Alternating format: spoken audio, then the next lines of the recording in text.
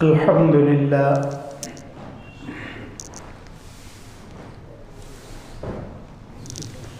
अल्हम्दुलिल्लाहि व कफ़ा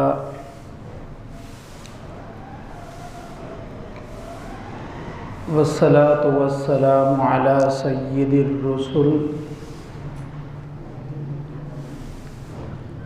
अला सय्यिदिर रुसुलि व ख़ातमिल अंबिया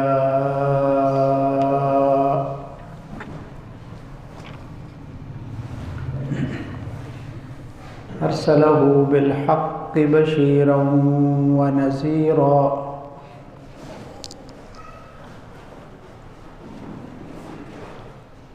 व दाइयन इलल्लाहि बिइज़्निही व सिराजन मुनीरा।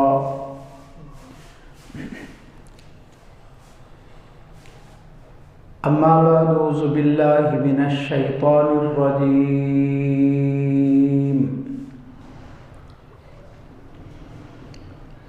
बिस्मिल्लाहिर रहमानिर रहीम।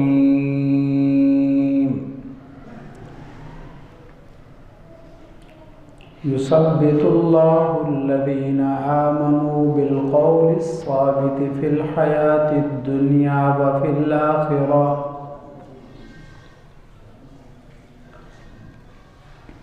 व क़ाल तआला फ़ी मक़ामिन आख़र वमन अअरज़ अन ज़िक्री फ़इन्न लहू मईशतन ज़न्का वनहशुरुहु यौमल क़ियामति अअमा क़ाल रब्बि लिमा हशरतनी अअमा वक़द कुन्तु बसीरा क़ाल कज़ालिक अततक आयातुना फ़नसीतहा व कज़ालिकल यौम तुन्सा। क़ाल नबी सल्लल्लाहु अलैहि वसल्लम इस्तंज़िहू मिनल बौल फ़इन्न शिद्दत अज़ाबिल क़ब्रि मिन्हु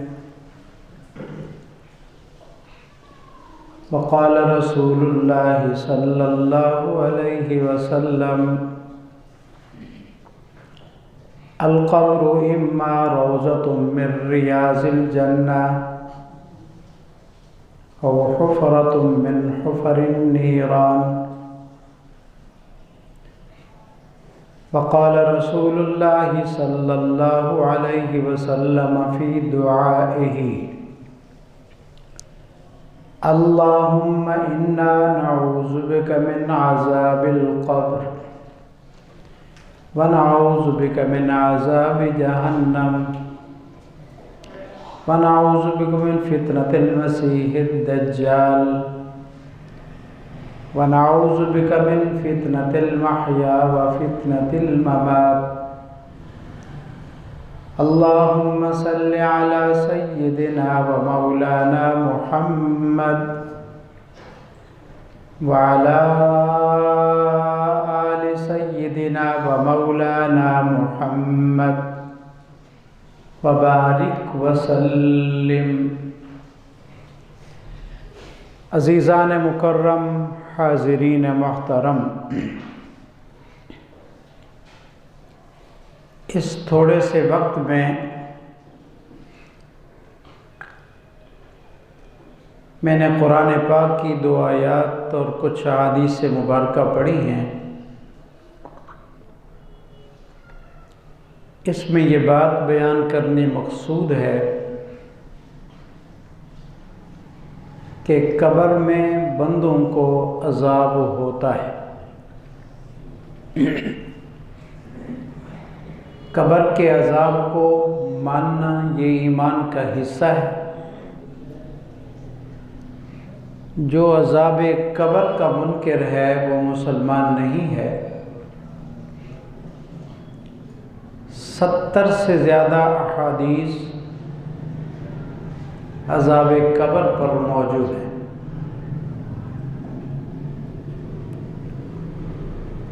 ये तो अल्लाह का करम और एहसान है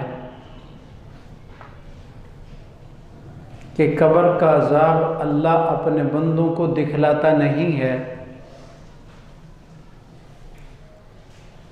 और रसूलुल्लाह सल्लल्लाहु अलैहि वसल्लम ने इसकी वजह बयान फरमाई। फरमाया अगर अल्लाह ताला कब्र का अज़ाब लोगों पर ज़ाहिर कर दे तो तुम लोग मुर्दों को दफन करना छोड़ दोगे। इस कदर अज़ाब कब्र सख्त है और इतना उसमें तलखी है कि मुर्दों को दफन करना भी छोड़ देंगे। और एक हदीस में है कब्र का अज़ाब इंसान और जिन्नात ये नहीं सुन सकते, इसके अलावा बाकी जितनी मखलूक है अल्लाह की वो कब्र के अज़ाब को महसूस करती है, सुनती है, कब्र का अज़ाब नज़र आता है। और मैंने वजह बयान की कि अगर ऐसा हो जाए, इंसानों को भी नज़र आने लग जाए कब्र का अज़ाब, तो मुर्दों को दफन करने का मामला लोग छोड़ देंगे और कब्र के अज़ाब को खुद रसूलुल्लाह सल्लल्लाहु अलैहि वसल्लम ने कब्र मुबारक के अज़ाब को आँखों से देखा है और मेरे आका ने देखकर उम्मत को बताया है कि कब्र के अज़ाब से अल्लाह से पनाह मांगो। हदीस में है मेरे आका सल्लल्लाहु अलैहि वसल्लम एक कब्रिस्तान से गुज़र रहे थे। वहाँ 2 कब्रें मौजूद थी। मर्रा बिक़ब्रैन, 2 कब्रों के पास आप गुज़रे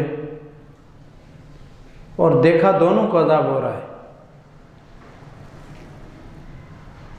फिर मेरे आका सल्लल्लाहु अलैहि वसल्लम ने फरमाया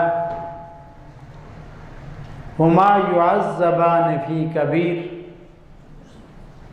इन दोनों को अज़ाब हो रहा है। और जुर्म भी बयान किया मेरे आका सल्लल्लाहु अलैहि वसल्लम ने, अम्मा ला यस्ततिरु अन बौली, उनमें एक आदमी तो अपने पेशाब से नहीं बचता था, इसलिए इसको कब्र में अज़ाब हो रहा है। पेशाब से न बचना इतना बड़ा जुर्म है। मेरे आका सल्लल्लाहु अलैहि वसल्लम ने फरमाया इस्तनज़िहू मिनल बौल, पेशाब से बचो, फ़इन्ना अक्सर अज़ाबिल क़ब्रि मिन, अक्सर कब्र का अज़ाब इसी वजह से होता है। एक दूसरी हदीस में है फ़इन्ना शिद्दत अज़ाबिल क़ब्रि मिन, सख्त अज़ाब कब्र में पेशाब से न बचने की वजह से होता है। पेशाब से न बचना ये भी है कि आदमी खड़े होकर पेशाब करे। मेरे आका सल्लल्लाहु अलैहि वसल्लम ने खड़े होकर पेशाब करने से मना किया है। जो खड़े होकर पेशाब करता है ना उसका जिस्म महफूज रहता है, ना उसके कपड़े पाक रहते। जो पेशाब करने के बाद इस्तिंजा नहीं करता, उसका जिस्म और उसके कपड़े पाक नहीं रहते। बेएहतियाती करता है पेशाब करते वक्त, ये वो जुर्म है, वो गुनाह है जिसकी वजह से उसको कब्र में अज़ाब होता है। मेरे आका सल्लल्लाहु अलैहि वसल्लम ने फरमाया कब्र को या तो जहन्नम का गड़ा समझो, ये जन्नत के बागों में बाग समझो, इम्मा रोज़तुम मिन रियाज़िल जन्नति और हुफ़रतुम मिन हुफ़रिन नीरान। नेक आदमी पर ये जन्नत का बाग बन जाता है, और जो अल्लाह का दुश्मन और नाफरमान है उसके लिए जहन्नम का गड़ा है। तो मेरे आका ने फरमाया इन दोनों को कब्र में अजाब हो रहा है।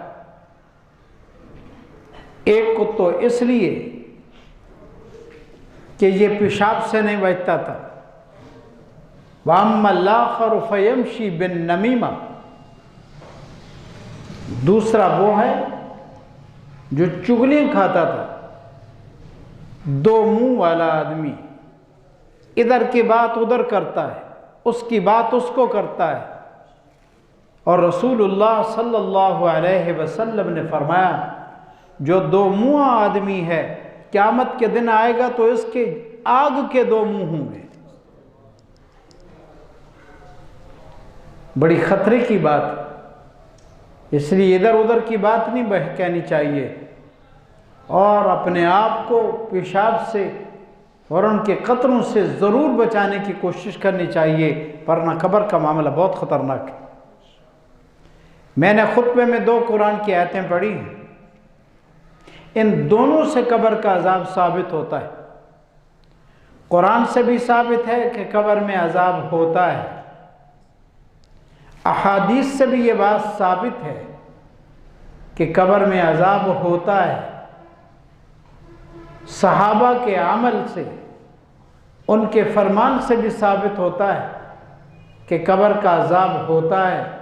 और अल्लाह ताला बाज़ दफ़ा कब्र के अजाब को दिखा देता है, वो भी इसलिए दिखाता है ताकि बंदे अल्लाह से डर जाएं, हरकतें ना करें, गुनाह ना करें। अल्लाह पाक बाज़ दफ़ा कब्र के अजाब को दिखा भी देता है। कुरान की आयत जो मैंने पढ़ी, अल्लाह इरशाद फरमाते हैं युसब्बितुल्लाहुल्लज़ीना आमनू बिलक़ौलि साबित फ़िल हयातिद दुनिया व फ़िल आखिरह। ईमान वालों को अल्लाह साबित कदम रखता है ईमान की बरकत से, दुनिया की ज़िंदगी में भी और आखिरत में भी। उलमा ने लिखा है कि इससे मुराद, और तफसीर इब्न कसीर में भी है, इससे मुराद कब्र का अजाब है। ईमान वाले को अल्लाह कब्र के अजाब से बचा देता है। ये भी एक अल्लाह की अजीम नेमत है, वरना इंसान बर्दाश्त नहीं कर सकता, कब्र के अजाब को सुन नहीं सकता, उसकी चीखो पुकार को बर्दाश्त नहीं कर सकता। वो कब्र का मामला बहुत अजीब है। इस पर उलमा ने मुख्तलिफ किताबें लिखी हैं कि कब्र में अजाब होता है। कुरान की एक दूसरी आयत, वमन अअरद अन ज़िक्री फ़इन्न लहू मईशतन ज़नका। जो अल्लाह के ज़िक्र से मुंह मोड़ ले, दुनिया को ये सब कुछ समझे कि बस पैसे ही कमाना है। बाद लोगों के मुंह पर हर वक्त पैसे ही पैसा होता है, दिमाग ख़राब है। पैसे की वजह से हर वक्त उनके दिमाग में फतूर है कि पैसा कमाना है। औलाद को भी पैसे की फ़िक्र, बाबे को भी उसकी फ़िक्र, माँ को भी उसकी फ़िक्र। यहसबु अन्ना मालहू अखलदा, वो समझता है कि माल मेरा बाकी रहेगा। माल कहाँ बाकी रहेगा? कारून का माल नहीं रहा, फ़िरौन का नहीं रहा, निमरूद का नहीं रहा, शद्दाद का नहीं रहा, और बड़े बड़े काफिर अबू जाल, अबू लहब का माल नहीं रहा। आपका माल कैसे बाकी रहेगा? और कुरान कहता है अल्लज़ी जमा मालन व अद्ददह, जो माल को जमा करता है फिर गिनता रहता है, उसके हाथों में खारिश होती है। तस्बीह पढ़ने वाला जब तक तस्बीह ना पढ़े उसको तकलीफ होती है, उसकी उंगली चलती रहती है। जो दौलत की वजह से अंधा है, भूख है, कमाने की हर वक्त फिक्र है। अल्लाह फरमाते हैं ये माल को जमा भी करता है, वाददहू, इसको गिनता भी रहता है, खुश होता है गिनने से। यहसबु अन्ना मालहू अखलदह, ये ख्याल करता है कि माल बाकी रहेगा। माल कहाँ रहता है? माल की मिसाल एक कंजरी जैसी है। वो कंजरी एक के पास कब रहती है? माल एक के पास कब रहता है? आप हैरान होंगे, आपने बस में सफ़र किया, 50 सवारियां मौजूद हैं, 1000 का आपने एक नोट दिया कि ये किराया है। कंडक्टर ने आपको 300 रुपया वापस करना है। 50 उस सवारी के, 50 उस सवारी के, 100 किसी का, 10-10, 20-20 किसी के। कितने आदमियों की जेब से निकालता है, आपको 300 बकाया देता है, और आप वाला 1000 आगे चला गया है। तो ये कंजरी है ना। अभी आपकी जेब की जीनत, थोड़ी देर में दूसरे की जीनत, फिर उधर से निकाल कर वो आपकी जीनत। एक ही सफ़र में, एक थोड़े से लहजे में कितने मालिक पैसों के बदल गए, इससे समझ लो कि माल बाकी नहीं रहने वाला। तो फरमाया मन अअरद अन ज़िक्री, जो मेरे जिक्र से मुंह मोड़ता है, हर वक्त उसको पैसों की फिक्र है। फ़इन्न लहू मईशतन ज़न्का, अल्लाह फरमाते हैं मैं उसकी ज़िंदगी तंग कर दूंगा, उसकी गुजरान तंग हो जाएगी। इस पर बाद लोगों ने यह सवाल किया कि बहुत सारे लोग जिनके पास, जो अल्लाह का जिक्र नहीं करते, काफिर हैं, बेईमान हैं, परेशान हैं, दौलत ढेरों है, सोना है, चांदी है, नकदी है, बहुत मज़े, और कुरान कहता है उनकी ज़िंदगी तंग हो जाती है। इसका क्या मतलब है? और वह इसका माना यह है सब कुछ के बावजूद उसको दिल का सुकून नहीं है। दिल के सुकून के लिए उसने बेहतरीन बिस्तरों का इंतज़ाम किया मगर नींद नहीं है, खाने का इतना इंतज़ाम है मगर सुकून नहीं है। हत्ता कि जितने मालदार ज़्यादा हैं उस कदर वो परेशान ज़्यादा हैं, मजबूर होकर ख़ुदकुशी करने के लिए नाउज़ु बिल्लाह ख़ुदकुशी करते हैं, जहर खा लेते, फंदा गले में डाल लेते, इसलिए कि अल्लाह की याद नहीं, इसलिए उनको सुकून नहीं। वनहशुरुहु यौमल क़ियामति अअमा, ऐसा शख्स क़यामत के दिन जब आएगा तो अंधा होकर आएगा, उसकी आंखें नहीं काम करेंगी। वो कहेगा क़ाल रब्बि लिमा हशरतनी अअमा वक़द कुन्तु बसीरा, अल्लाह मुझको तूने अंधा क्यों कर दिया, मैं तो दुनिया में देखता था। अल्लाह फरमाएंगे तूने मेरी आयत तेरे पास आई थी, फनसीता, तू उनको भूल गया था, वकज़ालिकल यौम तुनसा, आज मैंने तुझे भी बुला दिया। अल्लाह के ज़िक्र को जो आदमी छोड़कर पैसों के पीछे रात दिन लगता है और हर वक्त उसकी यही फिक्र है, अल्लाह उसको सुकून नहीं देता। जो बात मैं समझाना चाहता था, यहाँ ये लफ्ज़ है माईशतन ज़नकन, अल्लाह उसकी गुजरान तंग कर देंगे। तो तफसीर इब्न कसीर में अजीब हदीस है, फरमाते हैं इसका माना तफसीर रूहुल मानी में भी और भी तफसीरों में ये बात मौजूद है। इसका माना अल्लाह ताला उसकी कब्र को तंग कर देंगे, दुनिया में भी तंग, मरने के बाद कब्र में भी तंग। ये अल्लाह की नाराज़गी है कि कब्र तंग होगी। तो अगर कब्र का अज़ाब ही नहीं है तो कब्र तंग क्यों होगी? कब्र का अज़ाब है इसलिए कब्र भी तंग होती है। तिरमिज़ी हदीस की किताब है, उसकी दूसरी जल्द में यह हदीस मौजूद है। हज़रत अबू सईद रज़ी अल्लाह तआला अन्हु इस हदीस के रावी हैं। फरमाते हैं हुज़ूर सल्लल्लाहु अलैहि वसल्लम ने फरमाया, ला अक्सर तुम मिन ज़िक्र हाज़िमिल लज़्ज़ाति, अगर तुम मौत को याद करते जो खुशियों को ख़त्म कर देने वाली चीज़ है, तो तुम इस दुनिया की इन चीज़ों में मशगूल ना होते।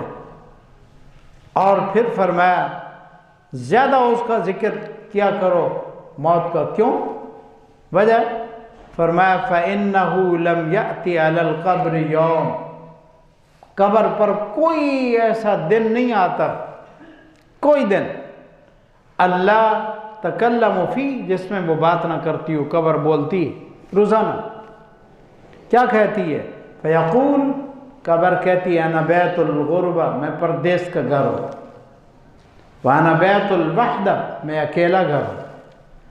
वाना बैतुत तुराब, मैं मिट्टी का घर हूँ। वाना बैतुद दूध, मैं कीड़े मकोड़ों का घर हूँ।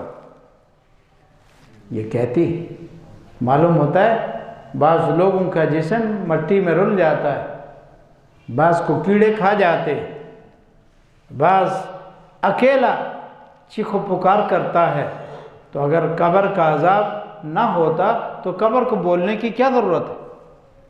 और हदीस में ये भी है कि जब मोमिन मुसलमान कब्र में दफन होता है, इसी हदीस में क़ाल लहुल क़ब्र मरहबा व अहला, आना तेरा मुबारक हो, मुबारकबाद। जैसे मेहमान को कहते अहलम व सहलम मरहबा, तेरा आना मुबारक, तो कब्र कहती है मोमिन को तेरा आना मुबारक। अमा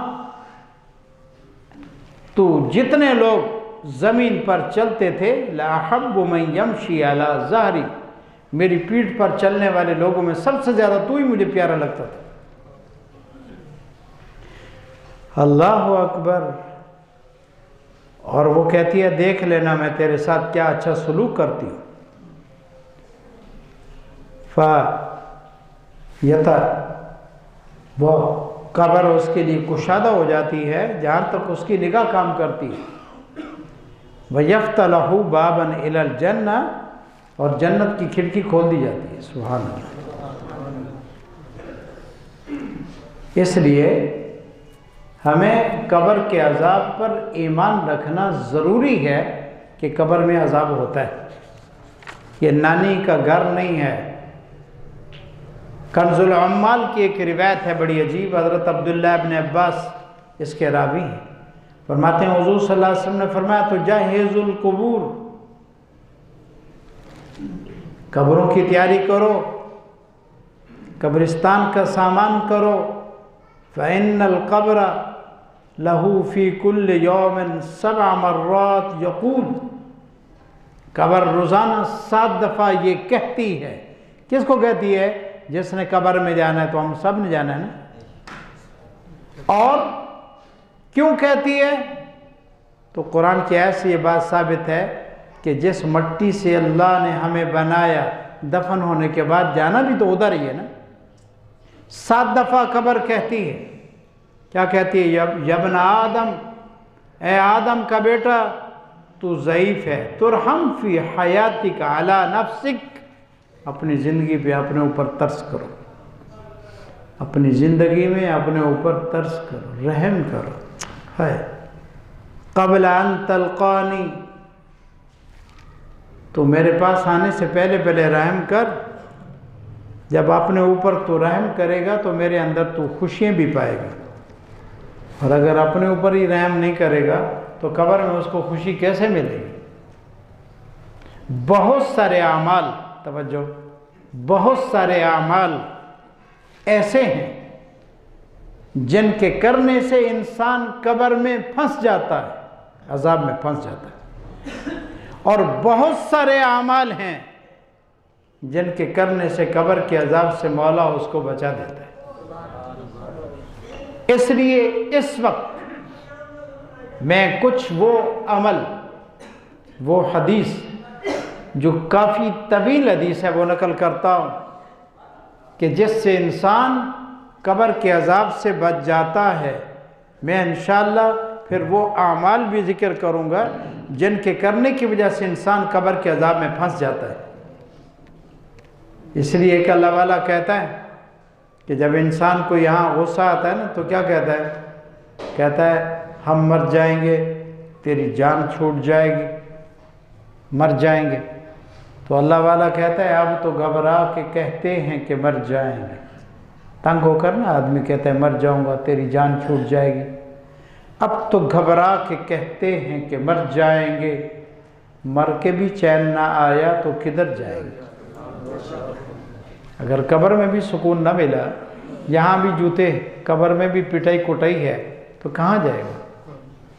और हदीस में है कि जो कब्र में मुजरिम को मारने वाला फरिश्ता होगा वो गूंगा भी होगा, वो बहरा भी होगा, वो अंधा भी होगा। अस्तगफिरुल्लाह कहो भाई, अस्तगफिरुल्लाह। अंधा होगा, पता ही नहीं कहाँ लग रहा है थोड़ा, बहरा होगा, उसको पता ही नहीं ये कितना दर्द से के साथ चीख रहा है और क्या कह रहा है। और वो गूंगा होगा कि बोल बाल करो, उसकी बात चात करे, को गपशप लगाए, ऐसा भी नहीं होगा। और जिस हथौड़े से वो मारेगा, या इलाहा इल्लल्लाह, वो इतना वजनी हथौड़ा है, अगर दुनिया के किसी बड़े पहाड़ पर अल्लाह रखवा दे तो पहाड़ भी जमीन में गर्क हो जाए। तो जब रखने से इंसान पहाड़ गर्क हो जाएगा, हथौड़े का वजन इतना है, तो इतने बड़े वजनी हथौड़े के साथ जिसकी पिटाई होगी उसका क्या हाल होगा? कब्र का अजाब मौला ने छुपा दिया है, छुपा दिया है। लेकिन बाज दफा बाज इलाकों में अल्लाह ने कब्र का अजाब जाहिर भी किया है। इसलिए हमें जो कुछ अल्लाह और उसके रसूल ने फरमाया, हमारा उस पर ईमान है कि कब्र में अजाब होता है। मैं वो आमाल बता रहा हूँ। इस वक्त एक हदीस तवील है कि जिससे, जिनके करने से कब्र के अजाब से बंदा बचता है। तो भी जब कब्र का अजाब यकीनी है तो कुछ तैयारी भी तो ज़रूरी है ना बाबा। भाई जिस घर में, कमरे में चूंटियाँ हैं, मच्छर हैं, बिच्छू हैं और सोना भी उसी कमरे में है, तो उसके लिए कुछ ना कुछ जाली माली कुछ इंतज़ाम तो करे ना। आदमी क्या करेगा? एक थोड़ी सी तकलीफ, नमाज में मच्छर काट जाए तो आदमी फड़क जाता है। अल्लाह अकबर, थोड़ी सी तकलीफ हो बर्दाश्त नहीं करता, तो कब्र में भी तो तकलीफ होगी, क्या करेगा? इस पर मैं एक इमाम मोहम्मद रहमुल्लाह का वाक़या नकल कर दूं जो बहुत अजीब है, फिर मैं वो हदीस बयान करता हूँ। इमाम मोहम्मद रहमतुल्लाह अलैह ये फ़िक़्ह हनफ़ी के इमामों में बड़े इमाम हैं और हज़रत इमाम आज़म अबू हनीफ़ा रहमहुमुल्लाह ताला के शागिर्दों में बड़े शागिर्द हैं। ये वो इमाम हैं कि ये इमाम साहब रहमतुल्लाह अलैह के पास आए थे कि मैं आपके मदरसे में दाखिला लेना चाहता हूँ, मुझे दाखिला दे दो, किताबें पढ़नी है मैंने। तो इमाम आज़म अबू हनीफ़ा रहमतुल्लाह ने फरमाया, हमारे मदरसे की दाखिले की शराइत में एक शर्त यह भी है कि बच्चा कुरान का हाफिज हो तो फिर दाखिला मिलता है। आप हाफिज हो? कहा जी मैंने हिफ्ज़ तो नहीं किया। फरमाया जाओ पहले हिफ्ज़ करो। किताबें पढ़ने के लिए हिफ्ज़ बहुत ज़रूरी है। वो 7 दिनों के बाद फिर आ गए, कहा दाखिला दो। हजरत ने फरमाया मैंने आपको नहीं कहा था कि हिफ्ज़ करके आओ, आप 7 दिनों के बाद फिर आ गए हो। तो इमाम मोहम्मद रहमतुल्लाह ने फरमाया अल्हम्दुलिल्लाह, मैंने 7 दिन में कुरान मुकम्मल बगैर उस्ताद के हिफ्ज़ कर लिया है। ये कुरान का मुअज्जा है। तो ये इमाम मोहम्मद रहमतुल्लाह अलैह उस्तादों के पास एक दिन पढ़ने के लिए आए सुबह सुबह। तो उस्तादी ने देखा सारी 5 उंगलियों पर पट्टी बंधी हुई है। मैं हैरान हुआ कि मेरे शागिर्द के कल हाथ ठीक थे, आज ये क्या है? तो उन्होंने उनसे पूछा कि ये क्या है, पट्टी क्यों बांधी है? तो वह इमाम मोहम्मद रहमतुल्लाह अलैह खामोश हो गए, बताया नहीं। शागिर्द थे, वो उस्ताद ने फिर फरमाया बोलो क्या होगा, फिर खामोश। उस्ताद ने नाराज़गी का इजहार किया तो फिर इन्होंने अपना वाक़या सुनाया। कहा रात का वक्त था, सख्त सर्दी थी और मैं अकेला मुताले में मसरूफ़ था और चिराग मैंने खुद जलाया हुआ था। पहले दिया मियाँ जलाते थे, बत्तियाँ तो थी नहीं, मैं उस पर मुताला कर रहा था, पढ़ रहा था। एक हसीन खूबसूरत औरत ने आकर मुझे गुनाह की दावत दी। शैतान भी मुझे फिसलाना चाह रहा था, कोशिश में लगा था कि मुझसे गुनाह हो जाए। तो मेरे दिल में मेरे मौला ने यह बात डाली कि अगर गुनाह करेगा तो जहन्नम की आग में जलेगा। ये चिराग तुमने जलाया, पहले उंगली इधर रख कर देखो कि अपनी जली हुई आग को बर्दाश्त कर सकते हो। जब मैंने उंगली आगे की तो जलने लगी, मेरी चीख निकल गई। मैंने अपने आप को कहा जालिम तो कमज़ोर तो इतना है, जिस आग को तूने खुद जलाया है उस आग की तपिश को बर्दाश्त करने की तेरी ताकत नहीं है। और वो आग वक़ूदुहन्नास वल हिजारा, जिसमें पत्थर भी जल जाएंगे, इंसानों को भी अल्लाह डालेगा। और उइद्दत लिल काफिरीन, वो अल्लाह ने काफिरों के लिए आग तैयार की है। और हदीस में आता है वो आग जहन्नम की इस दुनिया की आग से 69 गुना ज़्यादा है। एक सुई के सुराख जितना अल्लाह उस आग का जर्रा इस दुनिया में डाल दे तो क़यामत तक ज़मीन से सब्ज़ा नहीं उगेगा। तो मैंने कहा कि पहले इधर उंगली रख, अगर ये आग बर्दाश्त हो जाएगी तो वो भी हो जाएगी। तो मेरी उंगली जलने लगी। मैंने कहा तू कमज़ोर है, बर्दाश्त की ताकत नहीं। फिर क्या हुआ, मेरे दिल से गुनाह का ख्याल ख़त्म हुआ, औरत चली गई। फिर आई, 5 दफ़ा आई। मैं हर दफ़ा चिराग के ऊपर उंगली रख कर अपने आप को कहता रहा तू कमज़ोर है। हजरत मेरी उंगलियां ज़ख्मी हो गईं, मैंने पट्टी बांधी। शुक्र है मेरी उंगलियां तो ज़ख्मी हुई लेकिन मेरा ईमान महफूज रहा, मैं गुनाह से बचा रहा।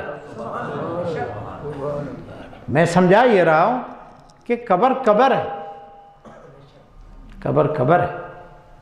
बाज़ लोग कहते हैं जी किसने देखा है जी वो आँख का हाल, किसको क्या पता। ये बात नहीं कहनी चाहिए। खुद अल्लाह ने ख़बर दी हमें कि कब्र में अजाब होता है, तो जिसने पैदा किया वो कहता है ऐसा है। और जिस नबी का हमने कलमा पढ़ा है उन्होंने फरमाया कि कब्र में अजाब होता है, तो उनसे बड़ा सच्चा कौन हो सकता है। वमन अस्दक़ु मिनल्लाहि हदीसा वमन अस्दक़ु मिनल्लाहि क़ीला, अल्लाह से ज़्यादा सच्चा कौन है। वो फरमाते हैं कि ऐसा होता है, तो हमारा ईमान है कब्र में ऐसा होता है। अब मैं वो आमाल, वो हदीस नकल कर रहा हूँ जिस पर जिन आमाल से अल्लाह कब्र के अजाब से बचा देता है। हर कलमे पढ़ने वाले मुसलमान को कम से कम वो आमाल तो करने चाहिए। हदीस अजीब है, नवादिरुल उसूल हदीस की किताब है, हकीम तिरमज़ी ने ये नवादिरुल उसूल किताब लिखी है। उसमें काफ़ी हदीसें लाए हैं और वो हदीस की किताब है। वो फरमाते हैं सहाबा की जमात के पास एक दफ़ा हुजूर अकरम सल्लल्लाहु अलैहि वसल्लम गुज़रे, और ये मस्जिद नबवी की बात है। फिर मेरे आका ने सहाबा से फरमाया पिछली रात मैंने अजीब बातें देखी, मैंने अजीब बातें देखी। तवज्जो मेरी तरफ, नबी की ज़ुबान से निकली हुई बात सच्ची है। नबी ख्वाब में देखे तो फिर भी सच है, और नबी वैसे फरमाए फिर भी सच है। नबी नबी होता है, गुनाह का ख्याल भी नबी के दिल में नहीं होता। पहली चीज़ फरमाया मैंने देखा मेरे एक उम्मती को कब्र के अजाब ने घेर रखा है। अल्लाह हमारी हिफाजत फरमाए, आमीन। तो फिर परेशान है बहुत, अजाब ने घेरे हुए। फरमाया मैंने देखा वुज़ू आया, वुज़ू वुज़ू ये तिलावत से पहले वज़ू, जनाजे से पहले वज़ू, ईद से पहले वज़ू, नमाज से पहले वज़ू, हम हर खैर के काम से पहले वज़ू करते हैं। पर मैंने देखा वज़ू आया है, उस वज़ू ने आकर उसको छुड़ा दिया। बस जब मेरे उम्मती को वज़ू ने छुड़ा दिया तो मालूम हुआ जो सही माने में सुन्नत के मुताबिक वज़ू करता है कब्र के अजाब से इसकी बरकत से बच जाता है। सुभान अल्लाह। लेकिन माफ़ करना, हमें वज़ू करना भी नहीं आता। मिसाल के तौर पर बात पढ़ते हैं वज़ू शुरू करने से पहले अऊज़ु बिल्लाहि मिनश शैतानिर रजीम, फिर पढ़ते हैं बिस्मिल्लाहिर रहमानिर रहीम। इससे कोई पूछे अल्लाह का बंदा अऊज़ु बिल्लाह तो मेरे आका ने बताया ही नहीं। रसूलुल्लाह ने तो फरमाया कि इज़ा क़रअतल क़ुरआन फ़स्तइज़ बिल्लाहि मिनश शैतानिर रजीम, जब कुरान पढ़ो तो फिर अऊज़ु बिल्लाह पहले पढ़ो, फिर बिस्मिल्लाह पढ़ो। तो वज़ू से पहले अऊज़ु बिल्लाह पढ़ता है, ये किसने कहा है? बाज़ लोग जब मसा करते हैं तो यूँ चूमते हैं, यूँ हाथ को चूमा, इधर रखा, चूमने की जो आदत है, दरबार को चूमा, मज़ार को चूमा, मस्जिद के मीनार को चूमा, कुरान को चूमा। पढ़ना नहीं है कुरान, मस्जिद में जाना नहीं है, बस बैर से भाई मसीह सलाम, या दीवार को चूम लिया। तो चूमने की जो आदत है, जिंदों को भी नहीं छोड़ते, मुर्दों को भी नहीं छोड़ते, कब्रों को भी चूमते। और मैं पिछले कई जुम्मों से मुसलसल ये बात समझा रहा हूँ कि कब्र के मुताल्लिक़ अहकाम, अगर वज़ू सही होगा तो कब्र के अजाब से वज़ू की बरकत से बच जाएगा। सुभान। वज़ू तो वज़ू वही करेगा ना जो नमाज भी पढ़ेगा, मस्जिद में भी आएगा, कुरान भी पढ़ेगा। और जिसने इधर आना ही नहीं और वो खुश है, कहता है मौलवी बख्शेगे दसा बख्शे, बस ठीक है। ये पता नहीं किस खोते की बात है, नकल करता है, कहते हैं वो बख्शेगे तो हम बख्शे जाएंगे, पीर बख्शेगे तो हम बख्शे जाएंगे। खुदा का बंदा यूँ तो कहे कि अल्लाह तेरी रहमत से बख्शे जाएंगे, हमारे पास है कुछ नहीं, यूँ तो कहना चाहिए। लेकिन इसका क्या मतलब, ये बख्शा गया तो मैं बख्शा जाऊँगा, मास्टर बख्शे गए मैं बख्शा जाऊँगा, हाजी बख्शे गए मैं बख्शा जाऊँगा। अल्लाह का बंदा, वहाँ तो नबी कांप रहे होंगे, मेरी और आपकी बात क्या होगी? एक अल्लाह वाला कहता है खुदा जाने हशर बशर दा हाल क्या हो सी, जिथा नबी कंबदे होसन उथा तोड़ी मेरी गाल क्या हो सी। जब नबी कांप रहे होंगे वहाँ मेरी आपकी बात कौन पूछेगा? इसलिए ये लफ्ज़ नहीं कहना चाहिए, यूँ कहना चाहिए अल्लाह तेरी रहमत की ज़रूरत है, मैं बख्शा जाऊँगा तो तेरी रहमत से बख्शा जाऊँगा। दूसरा, मेरे आका सल्लल्लाहु अलैहि वसल्लम ने फरमाया मैंने देखा एक उम्मती को शैतान ने उसको वाशी बना दिया। वाशी का क्या माना? इतना परेशान कर दिया है शैतान ने कि वो बेचारे को कुछ समझ नहीं आ रही कि मैं कैसे बचूं। मेरे आका सल्लल्लाहु अलैहि वसल्लम फरमाया अल्लाह का जिक्र आया, अल्लाह के ज़िक्र ने उसको उस शैतान से छुड़वा दिया। ज़िक्र, हमें ज़िक्र करना भी नहीं आता, माफ़ करना, ज़िक्र करना नहीं आता। मैं कसम से कहता हूँ जो लोग साथी ज़िक्र करते हैं, अक्सर लोगों को ज़िक्र का तरीका भी नहीं आता, पता ही नहीं ज़िक्र क्या होता है। पूछो, उलमा से पूछो, अल्लाह वाले मौजूद हैं उनसे पूछो, ज़िक्र सीखो, ज़िक्र का पता भी हो कि क्या पढ़ता हो। इसलिए ज़िक्र करते रहना चाहिए। शैतान की वहशियाना हरकतों से बच जाएंगे। मेरे आका ने खुद देखा और बताया।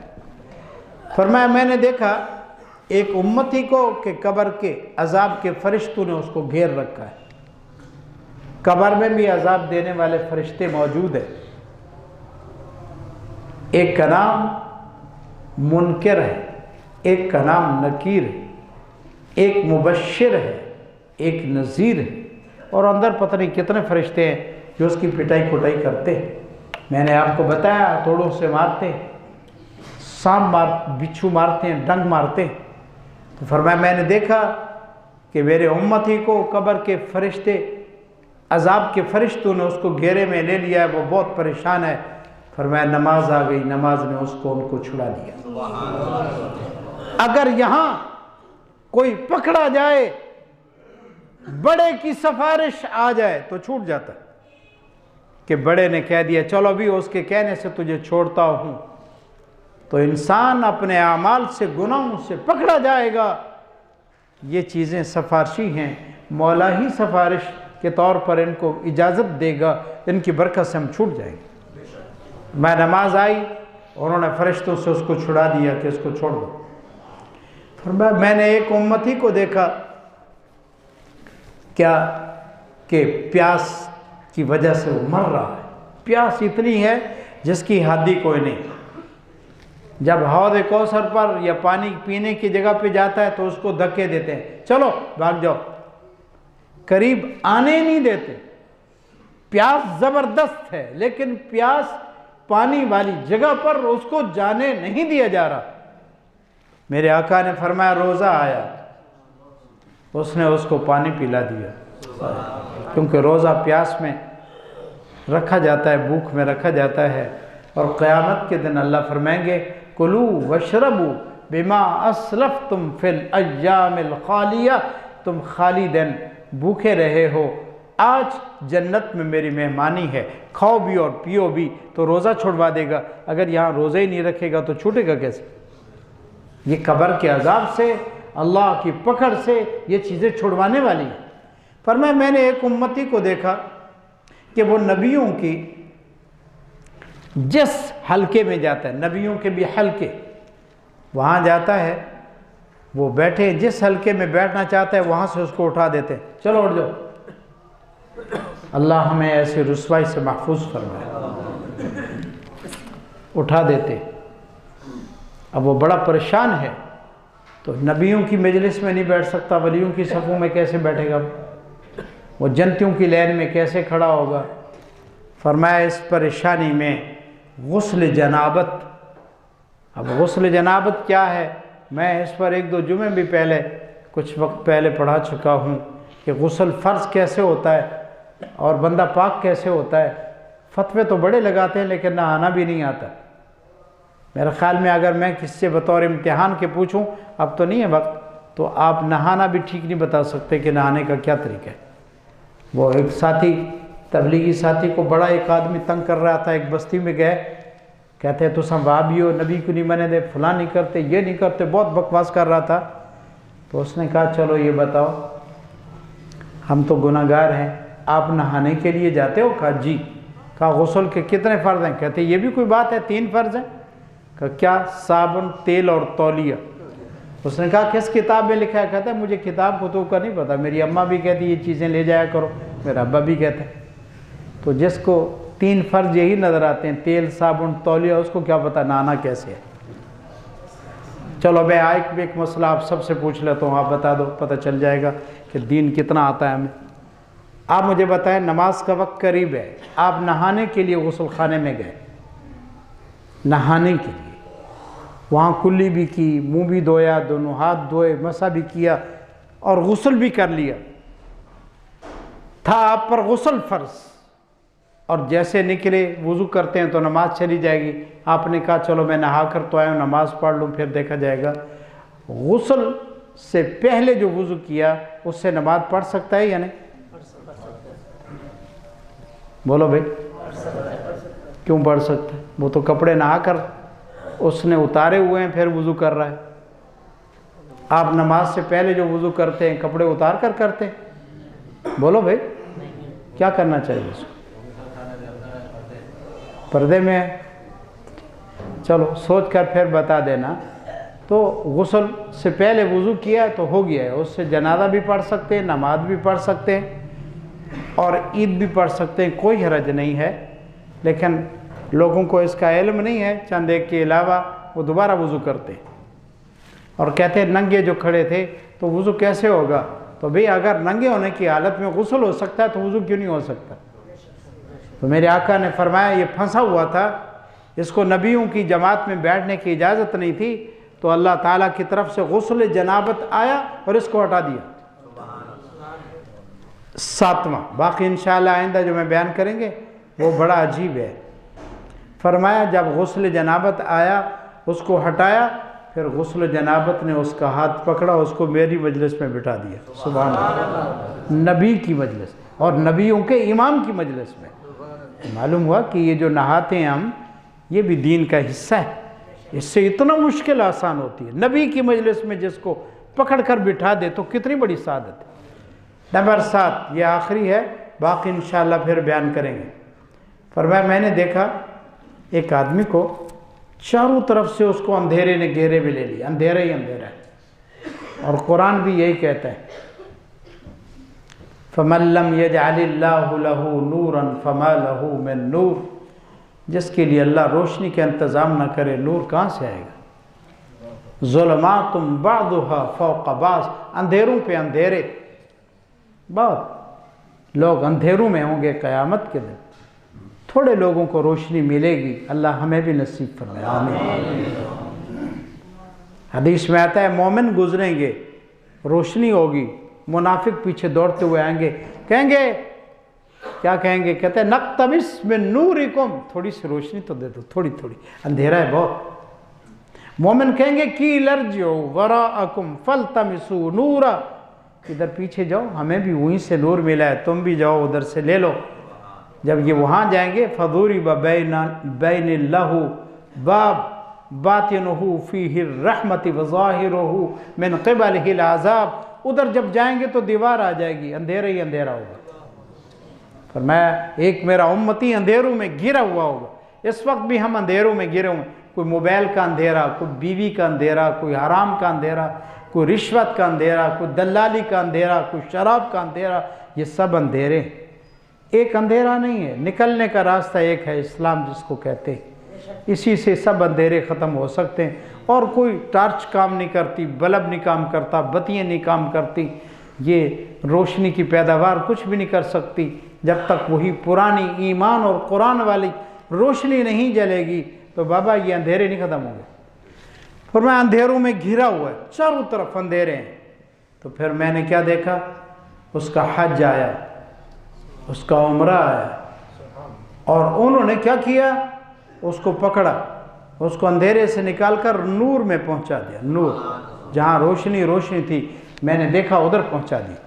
तो मैंने अर्ज़ किया खुतबे के बाद ये बात कि कब्र में अज़ाब भी होता है, कब्र में सवाब भी होता है, अंधेरा भी होता है, कब्र में नूर भी होता है, पिटाई भी होती है, जन्नत के बिस्तर भी मिलते हैं, सब चीज़ें मिलती हैं, लेकिन उनका ताल्लुक़ इस जहान से है। यहाँ से कुछ करके जाएगा तो उधर अंधेरा भी उसी से होगा, रोशनी भी उसी से होगी, इसको कुछ करके मरना है। इब्ने माजा की हदीस है, नमाज़े बिल्कुल फरिश्ते उसके पास कब्र में आकर कहते हैं रब कौन, नबी कौन, दीन क्या। तो मेरे आका ने फरमाया ये मरने वाला जन्नती महसूस करता है कि नमाज आसिर का वक्त ख़त्म हो रहा है, मगरिब का वक्त होने वाला है, सूरज डूब रहा है। तो फरिश्ता को जवाब नहीं देता कि मेरा रब कौन, नबी कौन, दीन क्या, इस्लाम क्या, वो समझता है नमाज जारी है। तो कब्र में ये इब्ने माजा की हदीस है, वो कहता है दाओनी उसल्ली, मुझे छोड़ो, मेरी नमाज असर जा रही है, मैं नमाज पढ़ता हूँ। तो यहाँ पढ़ेगा तो कब्र में ख्याल आएगा ना, और अगर यहाँ पढ़ेगा नहीं तो कब्र में क्या जवाब देगा। इसलिए कब्र को बनाने की यही जगह है। ठीक है भाई, अल्लाह ताला मुझे भी आखिरत के और आपको भी आखिरत की फ़िक्र की बनाने की तौफीक दे। बक़िया बात आइंदा जुमे व आखिर दावाना अल्हम्दुलिल्लाह रब्बिल आलमीन।